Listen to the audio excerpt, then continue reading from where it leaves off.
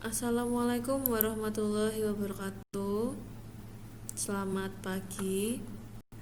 Jumpa lagi ya dengan pembahasan buku paket Bahasa Indonesia kelas 9. Teks persuasif menuangkan gagasan, pikiran, arahan atau pesan dalam pidato persuasif.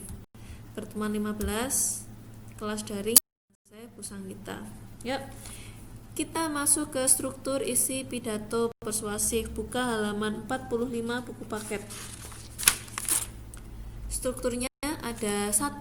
Pernyataan posisi, 2. Tahap argumen, 3. Penguatan pernyataan posisi.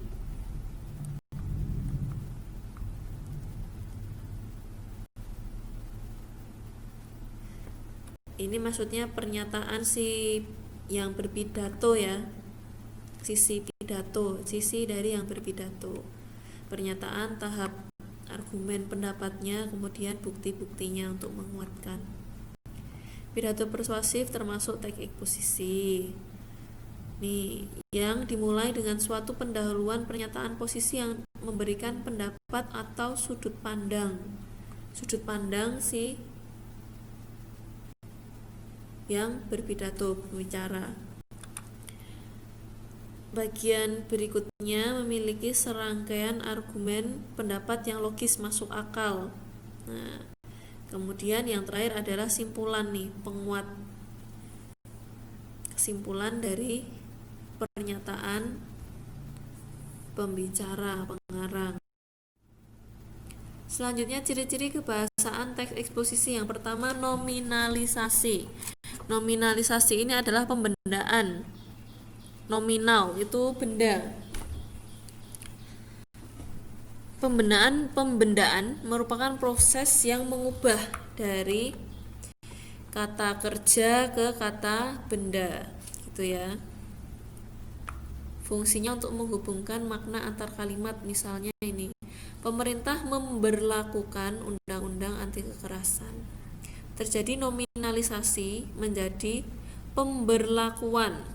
Dari kata kerja menjadi kata benda, awalan dan akhiran kan, gitu ya. Tersebut melegakan banyak pihak di negeri ini. Selanjutnya bentuk pasif dan kata ganti orang.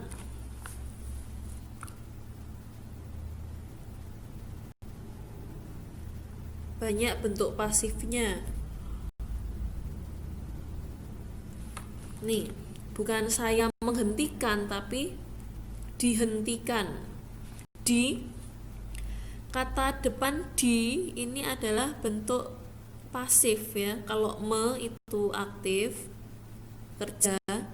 Kalau di itu pasif. Kata ganti orang ada dia, mereka, kami, kita. Nah, kosakata sering digunakan berupa istilah teknis-teknis, itu berarti yang sesuai dengan bidang apa yang sedang dibicarakan. Misalnya bidang bahasa gitu ya yang dibicarakan, berarti nanti istilah teknisnya ada KBBI, PUEBI, ada kosakata, ada apalagi ya, kamus gitu ya. Kalau matematika istilah teknisnya misalnya ada logaritma, bidang datar, trapesium. Nah, gitu ya. Istilah yang hanya kita dengar untuk bidang itu gitu. Selanjutnya ada sinonim dan antonim. Ada kata benda abstrak, misalnya lebih ke perasaan gitu ya. Gembira, takut gitu. Kata emotif. Nah, emotif itu emosi, melibatkan emosi gitu.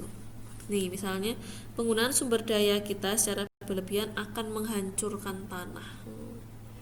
Jadi nanti si pendengar jadi hancur tanahnya. Perasaannya tuh jadi tergugah gitu. Ciri penting kebahasaan adalah penggunaan kata tugas, konjungsi. Ini konjungsi contohnya seperti ini. Pertama kali, akhirnya, sebagai, sebab, karena. Konjungsi itu kata hubung ya. Kemudian Kemudian tata tugas menciptakan kohesi, keterkaitan, sebab akibat.